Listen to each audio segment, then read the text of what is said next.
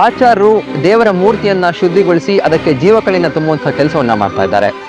ಹೇಳಿ ಭೀಮನಾಯಕರೇ, ಈ ಮೂರ್ತಿಗೆ ಆಚಾರ್ಯ ಯಾಕೆ ಶುದ್ಧಿಯನ್ನ ಮಾಡಬೇಕು ಮತ್ತೆ ಜೀವಕಳೆಯನ್ನ ತುಂಬಬೇಕು? ಆಚಾರ್ಯರ ಮೂರ್ತಿಯನ್ನು ಅವರೇ ಮಾಡೋದ್ರಿಂದ ಅವರಿಂದಲೇ ಜೀವಕಳೆಯನ್ನು ತುಂಬಿಸೋದು ಈ ಹಿಂದಿನಿಂದ ಬಂದಂಥ ಸಂಪ್ರದಾಯ.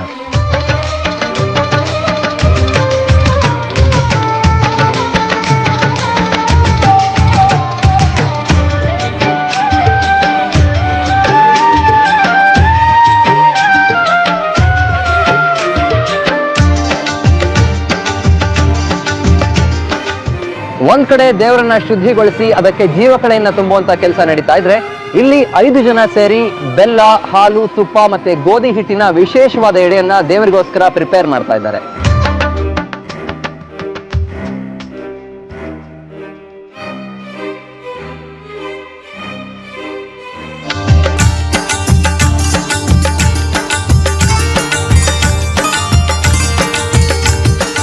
ವಿಶೇಷವಾದ ಸಿಹಿ ಅಡಿಯ ಪ್ರಿಪರೇಷನ್ ಮುಗಿದಿದೆ. ಈಗ ನೆಕ್ಸ್ಟ್ ಜೀವಕಳೆ ತುಂಬಿರುವಂತಹ ಮೂರ್ತಿಯನ್ನ ಪ್ರತಿಷ್ಠಾಪನೆ ಮಾಡೋ ಸಂಭ್ರಮದ ಆಚರಣೆಯ ಟೈಮ್.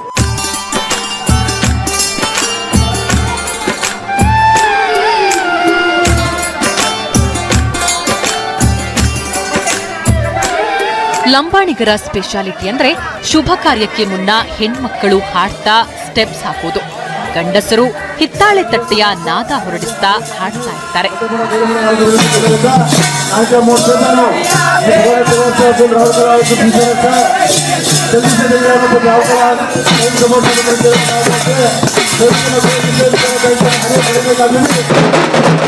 ಇನ್ನೊಂದು ಕಡೆ ತಾಂಡಾದ ಯಜಮಾನರ ಮನೆಯಿಂದ ಕತ್ತಿ, ಮಚ್ಚು, ಕಠಾರಿಯನ್ನ ಅಲಂಕರಿಸಿ ಸಂಭ್ರಮದಿಂದ ದೇವಸ್ಥಾನದ ಹತ್ರ ತರ್ತಾರೆ.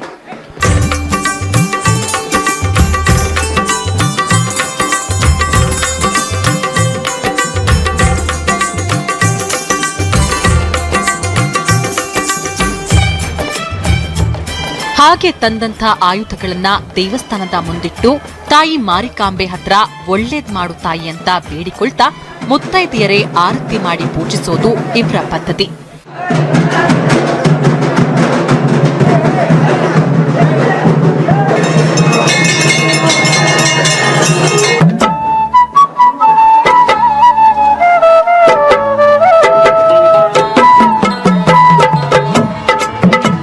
ಇಷ್ಟೊತ್ತಿಗೆ ತಾಂಡಾದ ಪ್ರತಿ ಮನೆಯಿಂದ ಒಂದೊಂದು ಬುಟ್ಟಿ ಗೋಧಿ ಸಸಿ ಹೊತ್ತ ಕನ್ಯೆಯರು ಬಂದು ದೇವಸ್ಥಾನದ ಹತ್ರ ಸೇರ್ತಾರೆ.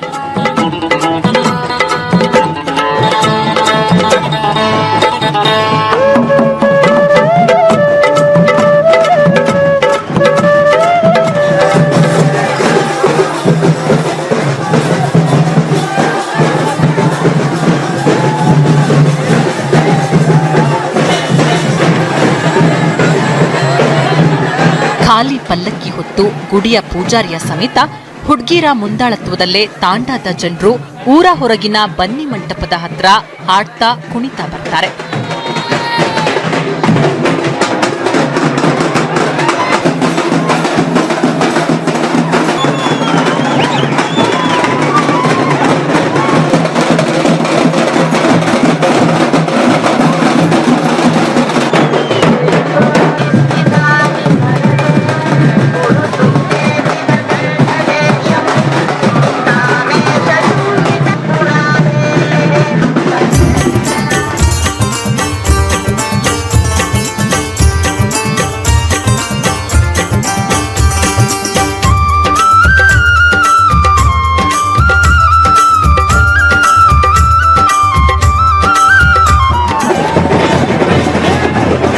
ಆಚಾರ್ಯರು ಪಂಚಾಮೃತದಿಂದ ಶುದ್ಧೀಕರಿಸಿ ಬನ್ನಿ ಮರದ ಕೆಳಗೆ ಇಟ್ಟಿರುವ ಇವರ ಗುರುಗಳಾದ ಸೇವಾಲಾಲರ ಮೂರ್ತಿ ಮತ್ತು ಮಾರಿಯಮ್ಮಳ ಮೂರ್ತಿಗೆ ಜೀವಕಳೆ ಬಂದಿರುತ್ತೆ ಅನ್ನೋ ನಂಬಿಕೆ ಇವರದ್ದು.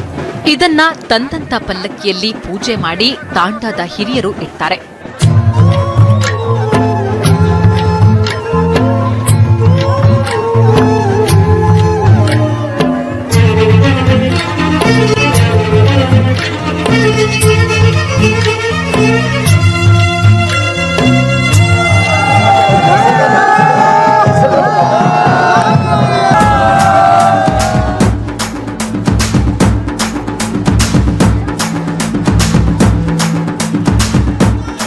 ಶಕ್ತಿ ಇರುವ ಪಲ್ಲಕ್ಕಿ ತಲೆ ಮೇಲೆ ಹೊತ್ತ ಕೂಡ್ಲೆ ಮೈ ಮೇಲೆ ದೇವರು ಬರುತ್ತೆ ಅನ್ನೋ ನಂಬಿಕೆ ಇವರದ್ದು. ಇದನ್ನ ಪುಷ್ಟೀಕರಿಸಲೆಂದೇ ಪಲ್ಲಕ್ಕಿ ಹೊತ್ತವರು ಮತ್ತು ಗುಡಿಯ ಪೂಜಾರಿಗಳು ನರ್ತಿಸುತ್ತಿರ್ತಾರೆ. ಗೋಧಿ ಸಸಿ ಹೊತ್ತ ಕನ್ಯೆಯರು ಇವರ ಹಿಂದೆ ಬರುವ ಸರದಿ ಈಗ. ಜೋರಾಗಿ ದೇವಸ್ಥಾನದ ಕಡೆ ಹೊರಟ ಸವಾರಿ ಸಡನ್ ಆಗಿ ನಿಲ್ಲುತ್ತೆ. ತಾಂಡಾಗೆ ಎಂಟ್ರಿ ಕೊಡುವ ಮುನ್ನ ತಾಯಿ ಮಾರಿಯಮ್ಮಗೆ ಏನೂ ಅರಿಯದ ಮುದ್ದು ಕುರಿಮರಿಯನ್ನ ಬಲಿ ಕೊಡೋದು ಇವರ ಸಂಪ್ರದಾಯ. ಹಾಗೆ ಬಲಿ ಕೊಡೋದ್ರಿಂದ ಊರಿನ ಕಂಟಕಗಳನ್ನ ಮಾರಿಯಮ್ಮ ಮಾಯ ಮಾಡ್ತಾಳೆ ಅನ್ನೋ ಬಲವಾದ ನಂಬಿಕೆ.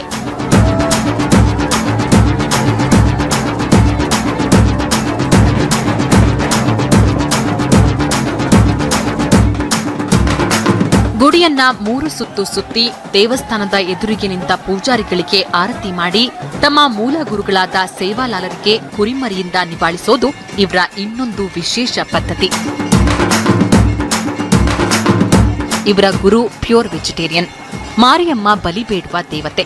ಒಟ್ಟಾಗಿ ಇವರಿಬ್ರು ಇರೋದ್ರಿಂದ ಗರ್ಭಗುಡಿ ಪ್ರವೇಶಿಸುವ ಮುನ್ನ ಕುರಿಮರಿಯನ್ನ ನಿವಾಳಿಸಿ ಜೀವಂತವಾಗಿ ಬಿಟ್ರೆ ಇಬ್ರು ತೃಪ್ತಿ ಪಟ್ಕೋತಾರೆ ಅನ್ನೋ ನಂಬಿಕೆ.